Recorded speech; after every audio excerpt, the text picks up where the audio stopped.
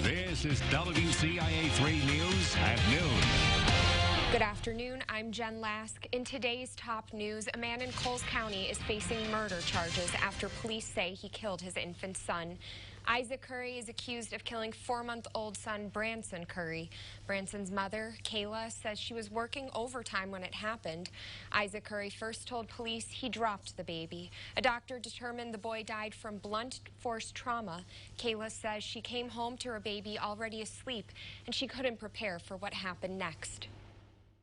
What I thought was Branson snoring like he normally did was him gurgling for his last breath. I didn't think anything of it because never in my life would I have imagined him to be so cruel.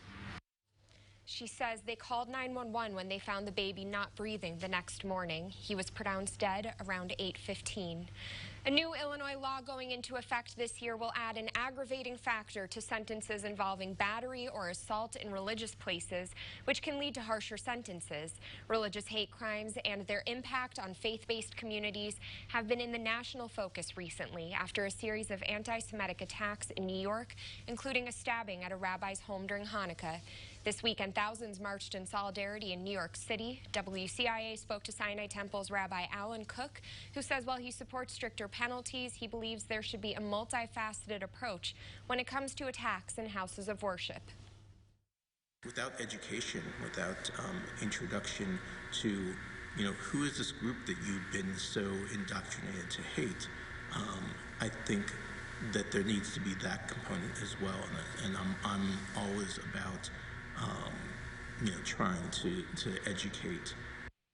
Cook says he also wants to see a focus on stopping acts before they occur. It's only a week into the new year, but 2 fire departments have already been called to 7 fires. Rantoul and Thomasboro are volunteer departments that have a mutual aid agreement, and they've been called to a mix of home and business fires. Most have started near an oven or a chimney. By this same time last year, Rantoul had only been called out to 2 fires. Big changes are coming to Decatur's fire stations. Several have been in need of makeovers for years. Now, the city is investing millions of dollars to get the job done. We told you about the brand new Station 5. That project has taken longer than expected, but the fire chief says it should be done by the end of the month. And last night, the city council went over architectural plans for the new Station 3. The current one is nearly 100 years old, and it's not up to code. And with changing times, the chief says that brings a need for new, modern facilities. Much more conducive to having individual cubicles than having open dorms as we've integrated females and just people for privacy and studying and stuff like that. I think it'll be a better setup for everybody, and that's the way we're progressing with all of them. He says the new Station 3 should break ground by summer and should cost around $2.7 million. Station 7 is also getting redone and should cost about the same. Asbestos abatement is starting next week, at Teutopolis High School, but not all parents are on board with having it done during the school year. They're concerned about the safety hazards while class is going on, and school leaders say it's phase 2 of their plan to renovate the building, and all state regulations are being followed. But one parent says that's not enough. Even with all the barriers and all of the regulations in place, they did touch on the fact that they are following all of the rules, which that's great. But I feel sometimes it's more about the risk and the parents' concern than it is over rules and regulations. A petition by concerned parents has hit 400 signatures in a week. The school board will meet next Monday to discuss the abatement, and the petition is expected to be presented then. We have new information. Champaign County Treasurer Laurel Pressing says nearly 97% of tax levies have been fulfilled, but most school districts are still waiting for tax money from 2018. The Champaign School District is still out $3.6 million. Tolono Schools waiting on nearly $290,000, and Prairie View Ogden is waiting on just shy of $100,000.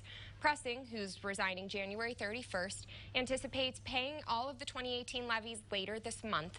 For more information on other districts, go to our website at WCIA.com. We also have an update on contract negotiations in Decatur. The district met with the Teaching Assistants Union last night and negotiated for more than 3 hours, but still don't have a deal. Teaching assistants went on strike for 3 days in October before returning to the class. And the biggest issues have been over pay and health insurance. Parents and teachers in Decatur gathered to keep the momentum of a new organization going. In November, a parent-teacher organization formed for Stephen Decatur Middle School, and this was partly in response to ongoing fights and concern that there needed to be more parent and teacher involvement outside of the school. The members talked about ideas to bring everyone together in fun, interactive ways, including a game night, for example, and one member we spoke with says she's encouraged to hear positive discussion. I just hope that they continue to, be ongoing with it and as well pass it on. Like I said, pass the torch. You don't want to just do something sporadically. You want to be able to do something because you can still change a student's life one day at a time. She hopes the increased engagement makes an impact on students.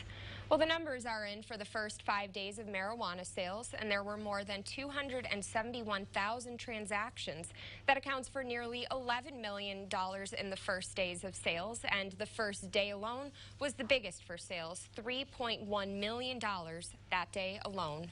All of those sales meant dispensary employees were pulling long hours, and one dispensary shut down yesterday to give workers a break. Sunnyside says it's been very busy, and employees told customers yesterday it ran out of the THC flower. Staff has worked for 5 14-hour days straight. Employees got the day off, but they will be back today.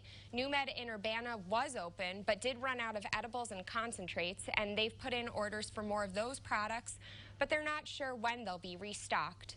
After being open for more than 20 years, Stone Creek Golf Course and Addie's Bar and Grill in Urbana will close by the end of the month. The owners say it's no longer financially feasible to keep the golf course open because interest in the sport has declined. They say they plan to redevelop it into green space and walking trails, and the restaurant will close on January 17th. The golf course will shut down on the 31st. It's kind of hard to picture talking about. I know, because we just went last week or 2 weeks ago, and it was a beautiful day. And it was busy. It was busy, too. And, yeah, now we're talking about one closing. But, sad for the sport of golf. We love golf here at WCIA. But, today would be a nice day to get out if you did want to. A little chilly, not as warm as what the past few days have been, but it's still not a bad day, and that sun does feel nice.